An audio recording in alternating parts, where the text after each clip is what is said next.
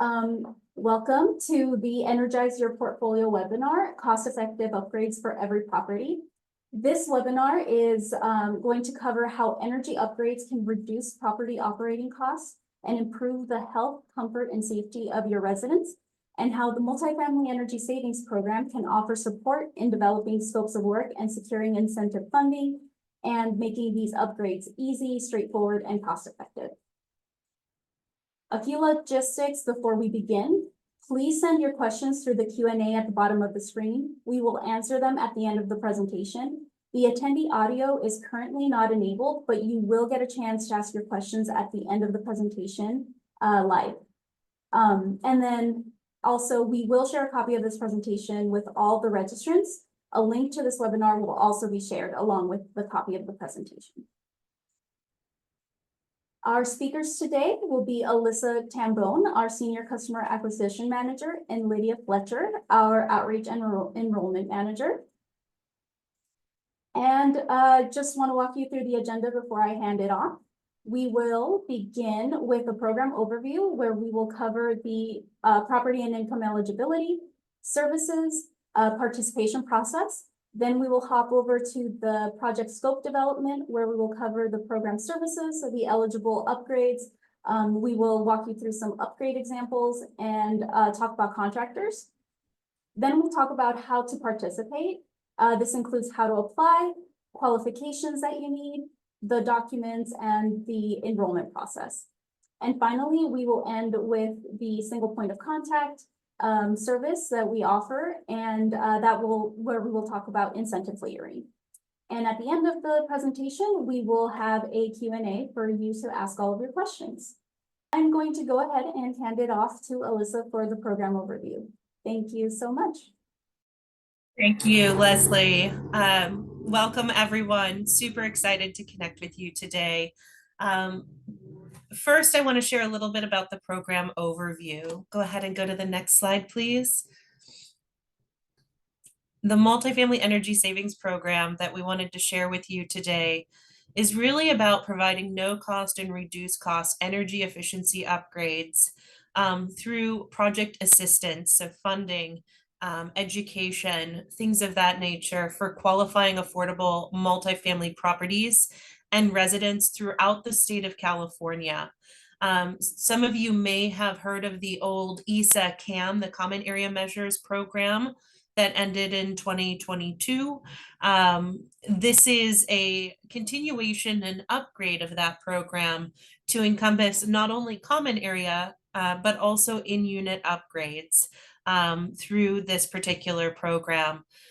We are accepting applications currently, and this program will continue throughout 2026. So lots of opportunity here for energy savings, as well as program layering throughout. So next slide, please. Next, I'm going to share about property eligibility. So these are the primary requirements necessary to participate in the program. Our outreach leads and enrollment specialists work hard with our partnering organizations, owners, developers, contractors, nonprofits, all focused on helping those most in need within our state. To be eligible for this particular program, it needs to be an existing residential property with equipment that's at least 5 years old to retrofit. So looking at HVAC systems, appliances, insulation, lighting that's at least 5 years old could potentially be eligible for this program. Additionally, there are specific guidelines in terms of who you receive your electric or natural gas service from. So this is a ratepayer funded program sponsored by the California Public Utilities Commission, the independently owned utilities of PG&E, SDG&E in the southern region, SCE, SoCal Edison, and SoCal Gas are eligible. If you are on a community choice aggregator or a CCA customer, you are also eligible to participate in this program. We look to help and upgrade properties that have 5 or more units, each unit sharing a wall, floor, or ceiling. There are some times where this particular eligibility requirement of sharing a wall, floor, or ceiling can sometimes be waived, depending on the logistics. But we definitely need 5 or more units on the property, and we have to have owners in agreement that residents can be offered in-unit services as well to improve their comfort, health, and overall living standard. We want to make sure that the in-unit component of this program, which is different from the old ESA-CAM program, is being leveraged to the extent possible to really be at the benefit of the residents and the community that we serve. Next slide, please. So in terms of income eligibility, this program also focuses on 2 different types of properties, both deed restricted and non-deed restricted properties. The difference is the income qualification. So when we talk about deed restricted properties, we're talking about those that are financed with low income housing tax credits, tax exemption, mortgage revenue, bonds, or local, state, or federal level loans or grants. TCAT, HUD, USDA, those are income qualifying programs that would be considered a deed restriction. So showing that proof of deed restriction lessen the requirements at the income level, at the individual household level. So for deed restricted properties, the household income of 250,000% of federal poverty guidelines is 65%. So if there are 100 units on the property, 65 of them need to meet income requirements in order to be eligible for deed restricted properties. And if deed restricted, up to 100% of the incentive amount could be covered for common area measures and upgrades. So that means up to 100% of any boiler systems, HVAC, common area measures, which we'll get into the detailed list momentarily, could be covered if there's a deed restricted status on the property and the income eligibility is met.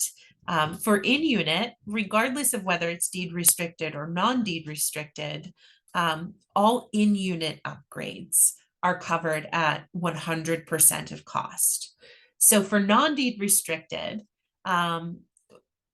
the copay for incentive and non-deed restricted, we mean those that kind of have natural occurring housing, affordable housing. So there's not necessarily a low income program financing, it's just naturally occurring. There might be housing vouchers, things of that nature. The requirements and eligibility are a bit more stringent in that 80% of residents have to have incomes at or below 250% of federal poverty guidelines.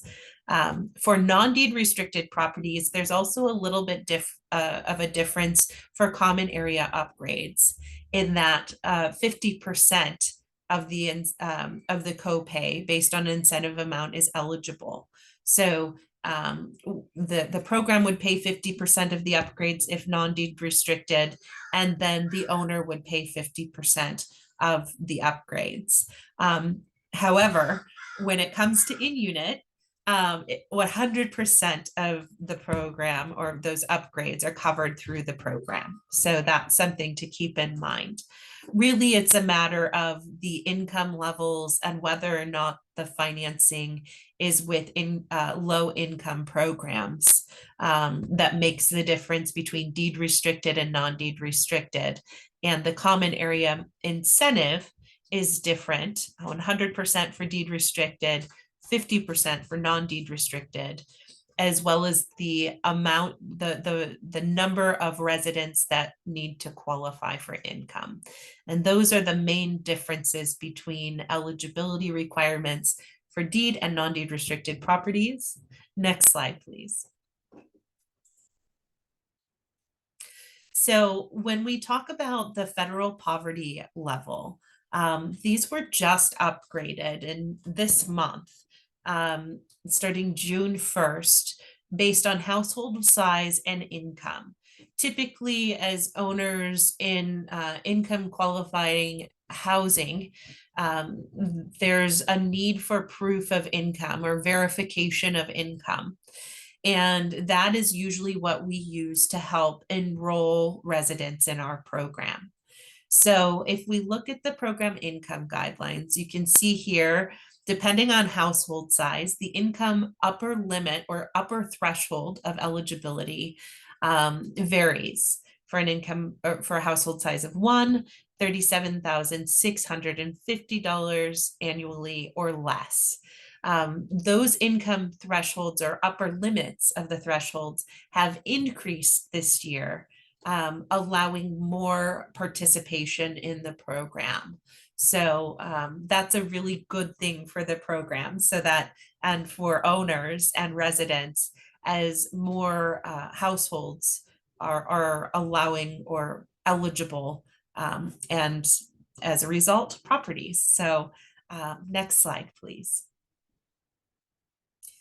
So this is just a very high level overview of the program from start to finish. We offer the free technical assistance in qualifying the property up front, running those numbers and helping understand not only if the property qualifies for our program, the Multifamily Energy Savings program, but as Lydia, my colleague, will share later, if potentially the property qualifies for other programs within the ratepayer wheelhouse that we are aware of. So we run through the eligibility and qualifications. If the property is eligible, then an outreach and enrollment specialist will work with your team, your property management team, owners, or contractors directly, depending on who the primary point of contact is that you dedicate to this program. And then they will work through the enrollment process timeline, and help introduce you to the field lead that will then do a property assessment. And the property assessment is a very valuable and free resource where our field leads, our technical experts, go on site and walk the property, educating the point of contact that you allocate to this program on eligible upgrades, and sharing with them advice and expertise on what can be done, what should be done, and kind of a prioritization to help create a sustainable living community for your property. They'll then go back, write up the report, share that report with the owner and responsible parties that you allocate to the program, and then go through the project approval process. From there, the property goes through the upgrades once a construction team is determined, and we'll get into that a little bit later in terms of how to determine who a contractor, who an eligible contractor would be. But once that contractor is chosen, then the property and in-unit energy efficiency upgrades go through the installation process. Once the installation construction process is complete, then the project goes through verification, and then the incentive is paid after the verification and is complete, meaning the verification, meaning that all things are done to code, to standard of the program, as well as to the standard and satisfaction of the owner and residents. And then payment is released thereafter. And that's pretty much the program in a nutshell. So there's help and assistance every step of the way. And we have a variety of resources that we leverage. Next slide, please. So now I'm going to share with you a little bit more about project scoping development. Next slide. When it comes to the scope of the project, honestly, no project is too small or too large. So we have certain projects or properties where all we're doing is lighting installation, and that's perfectly fine. We have other properties that are looking for the entire gamut. A lot of you might be aware the Department of Energy recently published their first standards for sustainability in buildings for a target net zero date of 2050 and how they're going to make that happen. This program falls in that wheelhouse in terms of helping create more efficient, cost-effective, comfortable, and healthy communities for the population we're serving through these different measures: building envelope and weatherization, domestic water heating, space heating and cooling, so air conditioning in these hot summer months, lighting, appliances and plug loads, and in 2025, electrification. And for those of you that aren't aware of electrification, it can mean some different things depending on whether you're a technical or non-technical expert. For the purposes of our program, electrification that'll be offered next year is the conversion from natural gas to electric appliances and systems. So that's how we define electrification, and we'll be offering those as part of the program coming up in 2025, which we're super excited about.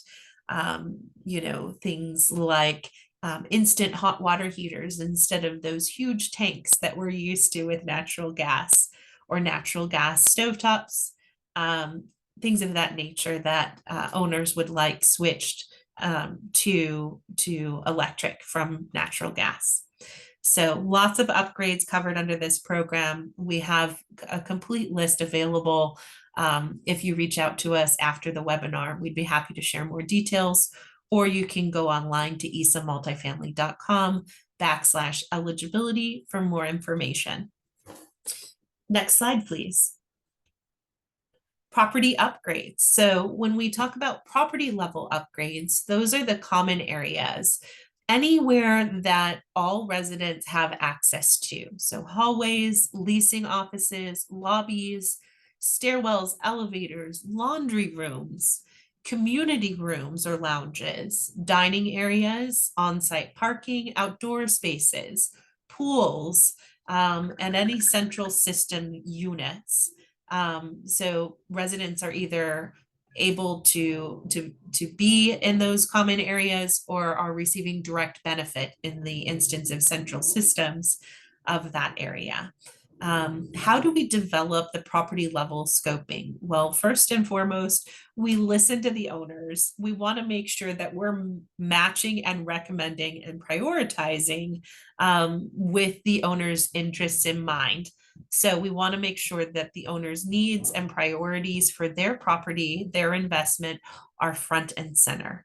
From there, we work with the energy advisors and field leads to complete that on-site energy assessment and benchmark the property, which can be very helpful and valuable when going for other programs. As I mentioned, the program layering that we strive for as part of Multifamily Energy Savings, with our program being a foundational program to many other opportunities and incentives. We also recommend eligible upgrades during the project scoping and incentive levels to know what's covered and feasible under the program and what might not be, even those upgrades that an owner is looking for that maybe aren't under the program. It doesn't necessarily mean that we can't help you. We can definitely direct you to the proper resources to the extent available. And then, like I mentioned, really focusing on that program layering when possible to maximize the incentive of all programs out there that a specific property might be eligible for, all handled through the project scoping process of Multifamily Energy Savings. Next slide, please. So property level contractors, a lot of times we have questions about the contractors. For property level, meaning those common area measures that I just mentioned, owners are welcome to self-select their contractors. We just have a few requirements in order for that contractor to participate in the program. And I did see we had some contractors with us today, so thank you for joining. To be a contractor or to select a contractor for the program, you can pick any contractor that's licensed with the California Contractors State License Board. We have guidelines and templates and information with the property assessment to help in developing the scope and help contractors adhere to the program requirements via the program handbook, which you can find under resources on ESA Multifamily on our program website. And then also the installation standards manual requirements. If you don't have a contractor in mind, one that you're regularly working with, we do have a list of contractors that we've worked with previously and are currently working with. We'd be happy to provide that list. We are contractor agnostic in that way. So any contractors that are on our list, we'll provide the full list, and then it's up to the owner to select the contractor that works best for them. Some contractors will provide opportunities like upfront financing, whereas others won't. It is up to the owner to select the contractor that works best for them, as long as that contractor meets licensing requirements with the state. Next slide, please. In-unit upgrades are a little bit different. So for in-unit upgrades, one, let's go over the benefits and then we'll get into the contractor component of that. The benefits of in-unit. So this is new to the Multifamily Energy Savings program, was not included in the previous program, ESA CAM. Benefits of in-unit upgrades that are now eligible for this program. It's free equipment and services. So it's lowering the utility costs for tenants. Many of you have seen in the news a lot of fixed rate fees being implemented with AB 1999, things of that nature that are increasing costs of utilities and expenses for our affordable housing community, our vulnerable populations. This is a program that can be an intervention to help alleviate that burden on our households that that could use the help, that are on fixed budgets and tight budgets sometimes. So lowering those utility costs, improve quality of life for residents, the equipment and service warranties that are often available for in-unit, so reducing maintenance costs and repairs, and providing education for residents so that they're maximizing their energy efficiency, maximizing their savings, and saving some money at the end of the month. So project coordination is really our staff working with your residents and providing program education, providing upgrades, an assessment of upgrades eligible, and helping select those upgrades. We do have equipment that we do work with that we know is efficient and meets the guidelines of the program. Not to say that we wouldn't be able to install something else, but we'd want to make sure that those requirements are met in terms of maximizing energy efficiency. And then we help with the notification of the resident installation process. So, helping the property managers coordinate those notifications. And some of the measures, it's air conditioning, mini split systems, smoke detectors, smart thermostats, energy efficient refrigeration units are just some of the measures of a very long list of opportunities that can help income qualifying families save money on a monthly basis while improving their quality of living. Next slide, please. So the in-unit contractors, we have the property level contractors. Those are selected by the owner. The in-unit contractors, they go through very rigorous processes to be part of our program. In order to be a contractor sponsored or a partner of the this particular program, there's usually a year to a 2-year training process. So it's an extremely rigorous training that our in-unit contractors need to go through in order to provide the installation and free energy education of the program. We do have a qualified contractor network that does these installations.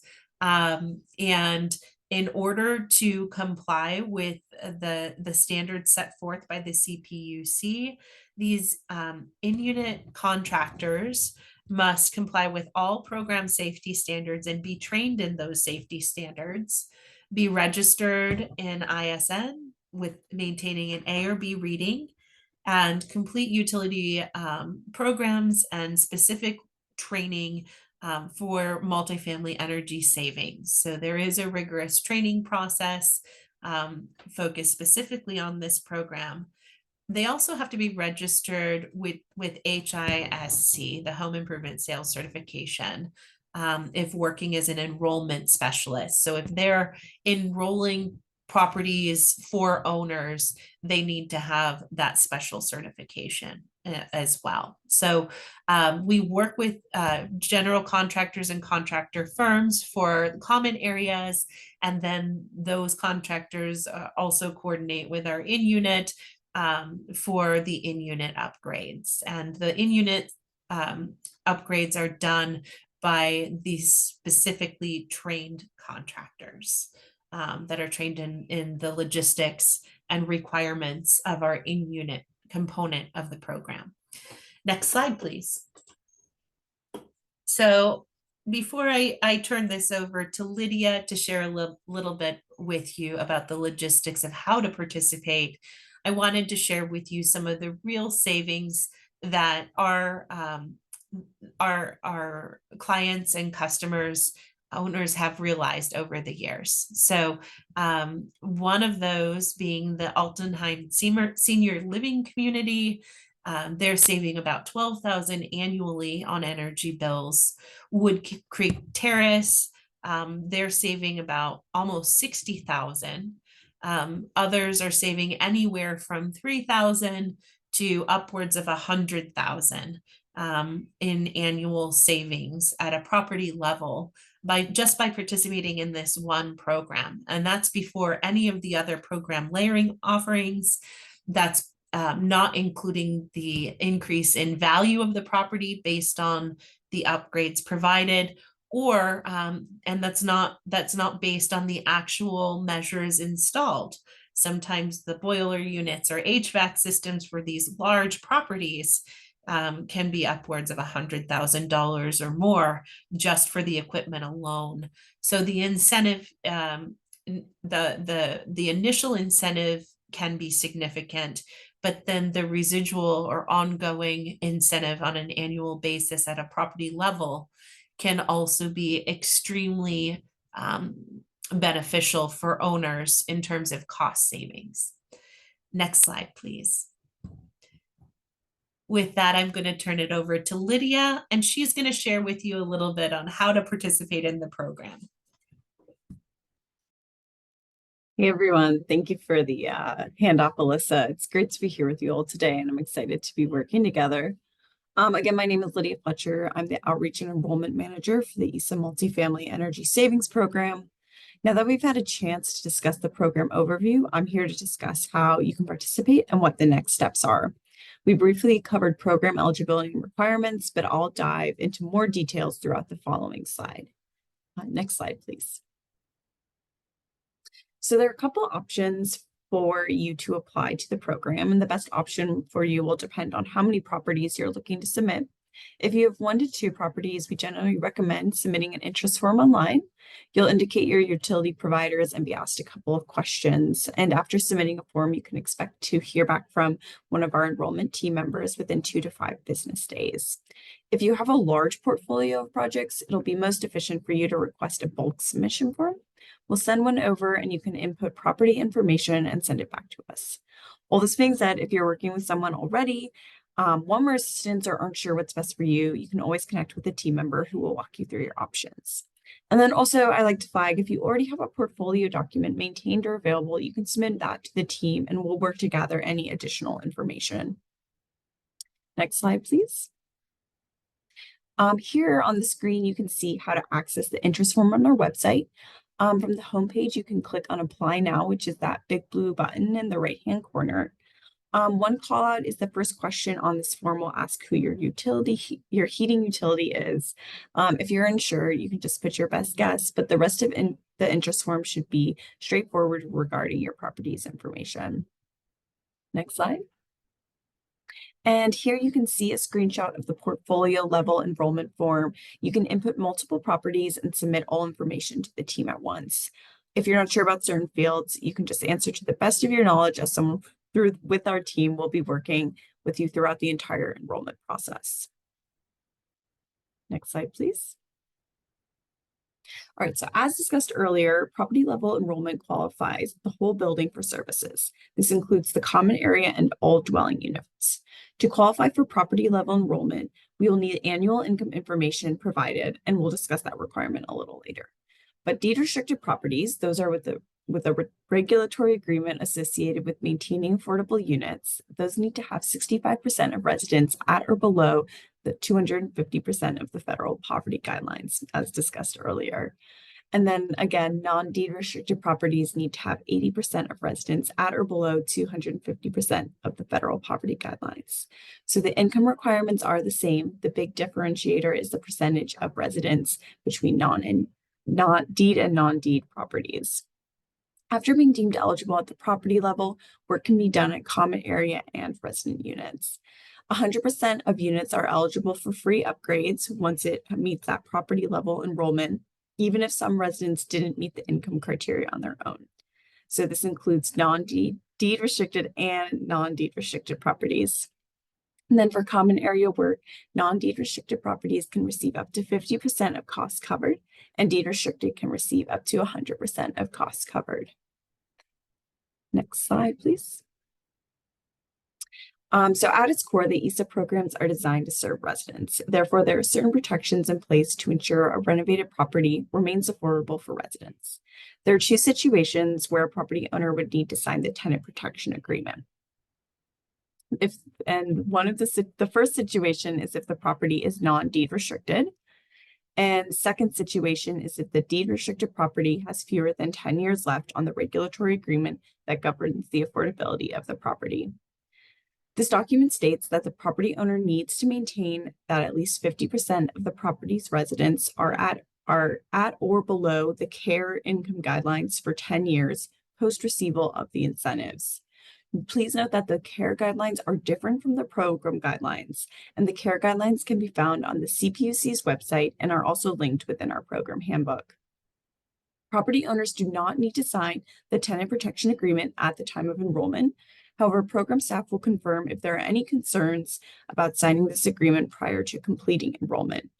Tenant protection agreements must be signed before a project approval letter is issued. And if the property owner does not wish to sign a tenant protection agreement, property level enrollment will not be completed, but in-unit upgrades will be offered to all qualified residents. Next slide, please. So you submitted your interest form, now what? So shortly after submitting an interest form, someone from the enrollment team will reach out to schedule a call to provide a program overview, answer any questions you may have, discuss your property or properties in more detail, and cover next steps. Here we have listed the documents that we will need you to provide to determine your property's eligibility. So first will be property details. So at minimum, we need address, unit, and building count, though more details are always better. Also, you can note that these likely would have been provided via the interest form or the bulk submission form. In addition to basic property information, your enrollment lead will also discuss other questions such as what upgrades have already been completed on the property, what are your goals for the property within this program, how old is equipment, etc. These questions will help us determine if this program is a good fit for your property or portfolio of properties, helping to save you time.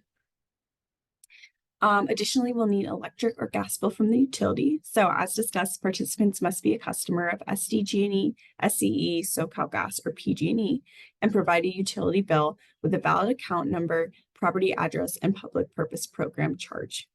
Properties that receive services from CCAs are eligible with proof of bill showing valid distribution from one of the utilities listed. Bills need to be from within the last 6 months. And for energy benchmarking purposes, we will ask for all bills, even if the provider is not one of the utilities mentioned earlier. All right. And then our next piece of required information is the household income data. This is a report of annual household incomes and number of occupants for each occupied unit. This can be the same information used for annual compliance certification if the property is deed restricted. Non-deed restricted properties must provide all available resident annual income data that is less than 12 months old. We need at minimum the household size and household annual income, and the data needs to be provided from within the last year. As we recognize this is sensitive information with tenant salaries as well as number in each individual unit, this can all be anonymized. We don't need tenant name or any other personal identifying information besides the annual income and number of residents in each unit. And then the last piece of required information is the property regulatory agreement, if applicable for your property. So a valid deed restriction, as we've kind of discussed above and gone over as well, is from a local, state, or federal government agency that legally requires a property to maintain long-term affordability for residents that meets specified low-income criteria. The team will check the document to ensure it's issued to the relevant property and is signed, as well as the term of the agreement. After all these documents are provided, our team will determine if your property meets the eligibility criteria. Next slide, please. After we confirm eligibility, the team will send the application packet, which includes these documents. This may look like a lot, but our team is here to help you walk through these and can also assist in pre-filling some of these documents with information we have on file. So I'll walk through all the documents in the packet. So the first is the property application. This is what the property owner signs and agrees to comply with all program requirements. It's also where owner point of contact, general property information, utility service account ID, and if applicable, contractor company name, license number, and contact information are recorded. We also have in here the property owner affidavit. These two are tied, the property application and the property owner affidavit are tied together, but want to cover that, split them apart here so we can cover each individually. So in this document, the property owner selects the type of service desired, whether in unit or whole building. And again, whole building is common area plus in unit. Note here that the common area services is not an option for this program. This document also acts as a property owner waiver to allow site access to the properties listed for the ESA program. Next is the tenant protection agreement, which we covered earlier. Please note that this does not apply to all properties, just in the instances as mentioned earlier. And then finally, we need the benchmarking form to be completed by the owner, providing property and energy meter information necessary to conduct property level benchmarking using Energy Star Portfolio Manager. This is not required at the time of enrollment, but we recommend completing it at this stage. Next slide, please. All right, here we have the list of all document requirements, which includes both the ones we need for eligibility as well as what the enrollment packet looks like. We just have this listed out in reference and it will be available for you. Next slide, please. All right, I'm going to jump in now into SPOC services and program layering. Next slide. All right, each of the investor owner utilities, which is PG&E, SDG&E, SCE, and SoCalGas, have a single point of contact or SPOC. which is the acronym Service Supporting Their Multifamily Customers. These SPOC services are built from the understanding that multifamily properties don't fit neatly into the categories of residential, commercial, or industrial. They have unique needs and opportunities for improvement. They help customers explore all potential opportunities to maximize your incentives during your upgrades and continue your energy and cost savings after project completion. When multifamily customers contact their local utility single point of contact, the SPOC team works to identify their project's needs, discuss additional opportunities of interest, and recommend programs that are the best fit for the customer's circumstances. On this slide, you can see the variety of opportunities SPOC connects customers with that include energy efficiency upgrades, solar PV installation, project financing, EV charging, demand response programs, and water and air quality management district resources. Next slide, please. All right, how to find your local SPOC service. So the SPOC services from PG&E, SDG&E, SCE, and SoCalGas will coordinate together to stay up to date on new developments in the different utility territories and hand off projects or portfolios that span multiple utility territories. SPOC has been working especially closely with ESA Multifamily Energy Savings program to ensure a streamlined customer experience across the state. SPOC can also help support your contractors, equipment manufacturers or distributors, and residents with resources that are available beyond the property owner level.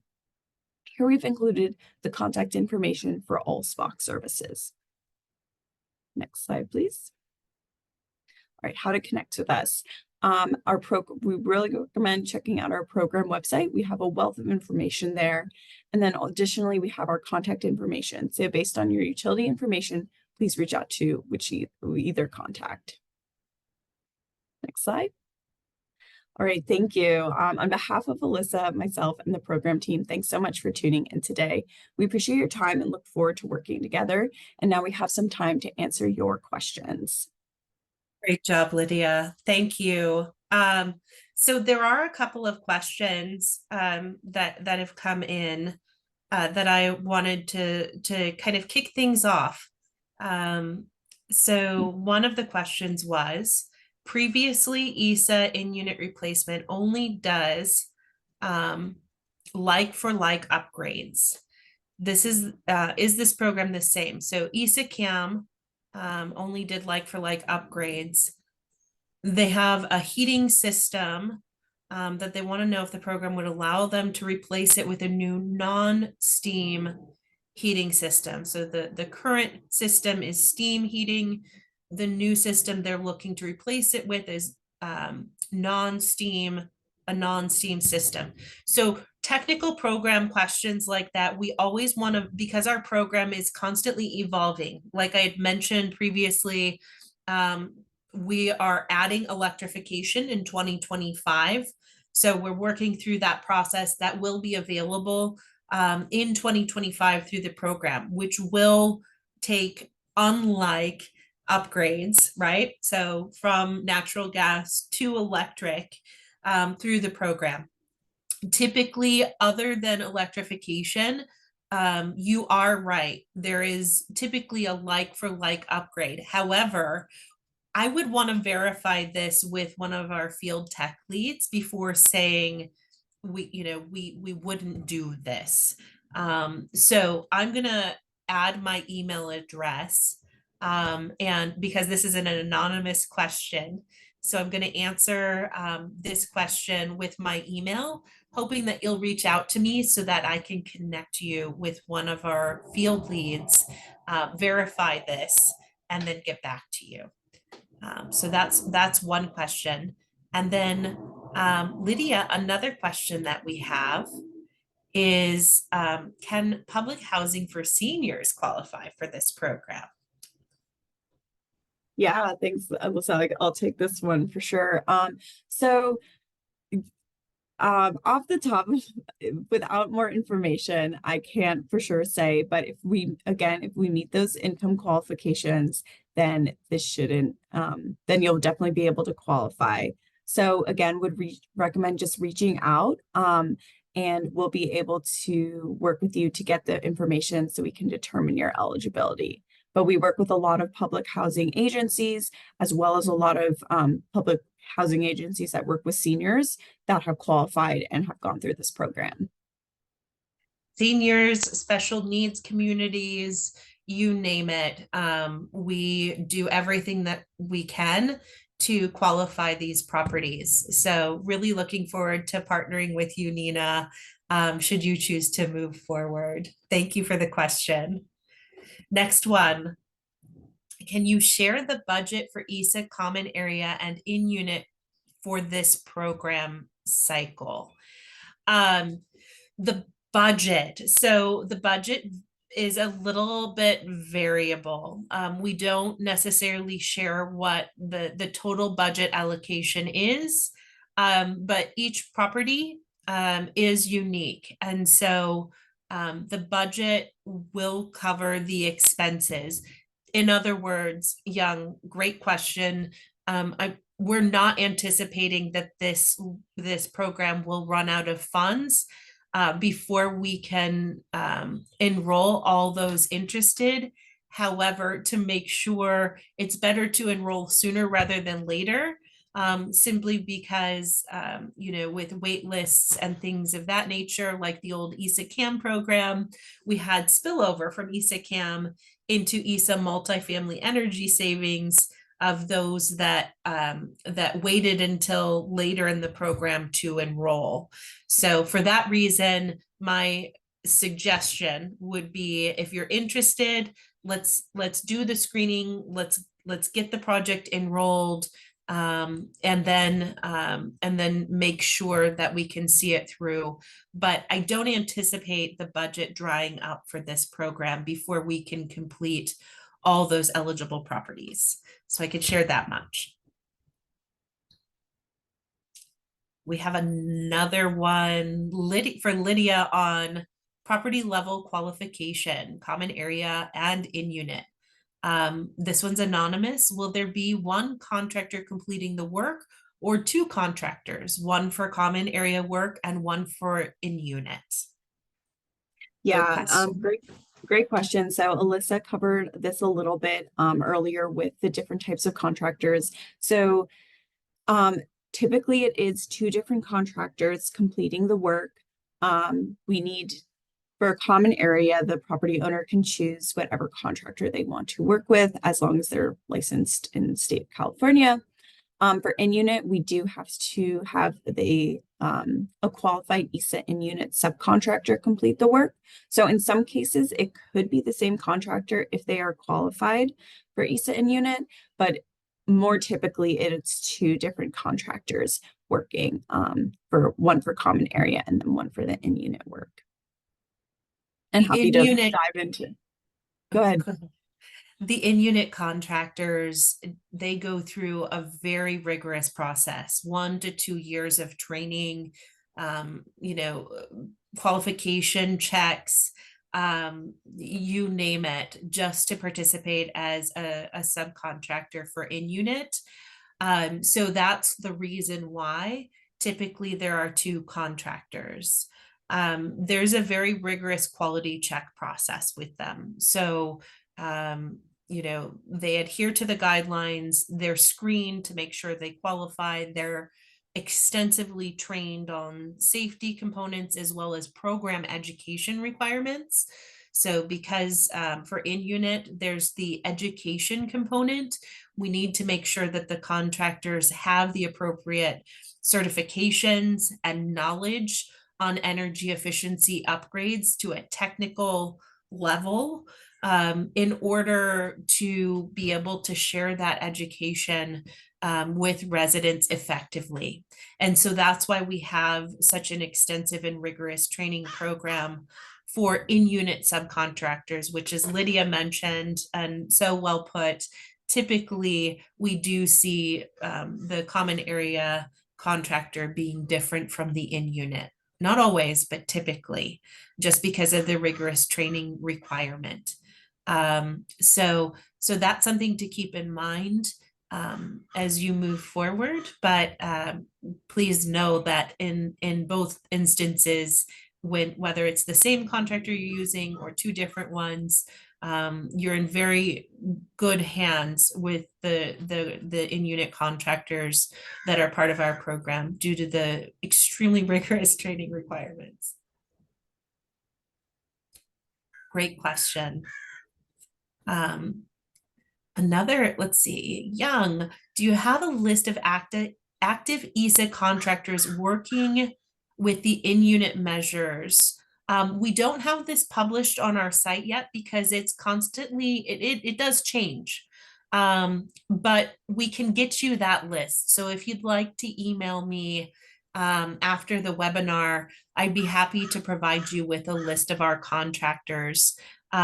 We will eventually have that for the website, but it is right now, it's kind of in flux as we continue to ramp up the program. So I can get you that current list offline. Happy to provide that. And next question, Jim, this question's for Lydia. Is there an additional application process for the 2025 electrification program? So in other words, do we just fill out the 2024 application? Or how does that work with the electrification eligibility in 2020?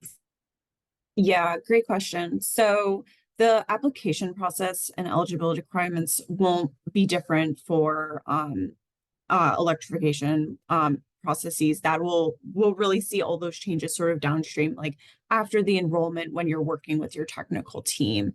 That being said, you can definitely work with us now to help determine if your property is eligible, and we can sort of start that process so ready to go when electrification comes out.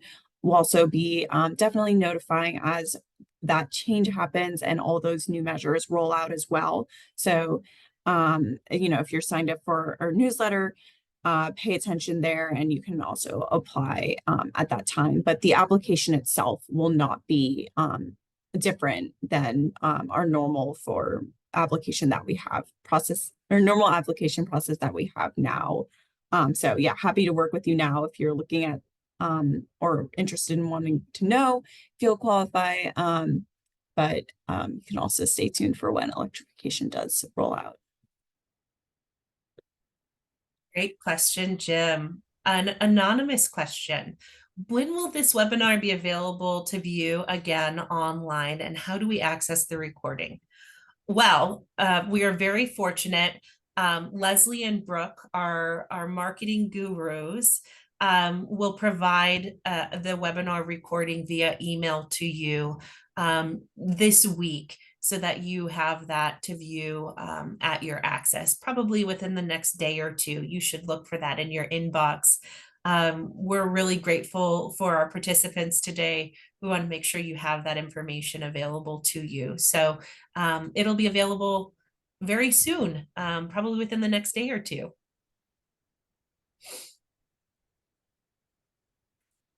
All right. 12 units properties are definitely likely eligible. So we look for 5-unit or more with the program. So eligibility is at 5 units plus, so 12 units, probably a good one to check for eligibility. So looking forward to hearing from you, Nina. Anthony, can you provide details about the contractor program trade ally agreement process? So the trade allies are our contractor partners. Very great question, Anthony. Really, it's about just reaching out to us at this point in time. We're standing up a webpage for our contractor trade allies that want to participate in the program or work with us and their customers to participate in the program. Right now, the best way is to email either Lydia or myself. We'll provide you with additional information on being part of our contractor network so that we could add you to our list of contractors as we get more requests coming in for contractors that are working with the program, both the common area contractors as well as our in-unit specialists. If you want more information on how to become an in-unit trained subcontractor, you can reach out to me via email and I can provide more details on that program. Again, that's about a 1 to 2 year program cycle in terms of training. And the program does go through 2026. So, it's more likely that we would probably add you currently to our contractor list for common areas that is provided upon request to those looking to do the program. So reach out to me, or you can reach out to Lydia. We'll make sure that you get on that list as long as you meet the requirements being licensed within the state of California. Great question. Next one for Lydia. Richard asks, electrification seems to imply heat pumps. Heat pumps are a popular topic recently. So heat pumps many times need an electrical upgrade. Would your common area incentive also cover that electric upgrade? Great question. So again, I think this is one more suited to one of our technical leads, just to be able to cover that fully. There should be incentives to help with the electrification process again when we roll it out, but without knowing a little bit more. One word, I guess, also like working on that process ourselves internally, but then also without knowing more about the situation and your unique properties situation, would really want to connect you again with someone on our technical team, which happy to do. And you can feel free to send me an email to follow up and I can direct you to the right person. Yeah, the technical questions, because our program is evolving as we ramp up, we want to make sure we connect with a field lead expert before providing an answer to those. So, heat pumps, domestic hot water heater, common area scenarios, we'll connect with a field lead to make sure and verify upgrades before getting back to you. But you can always send us an email or reach out at any point in time when you have those technical questions, and we'll get to an expert to make sure we get you the right answer. Oh, a webinar. Participants, you're going to get a copy of the presentation deck and the video of the webinar. So hold tight. That'll be to you within the next day or two.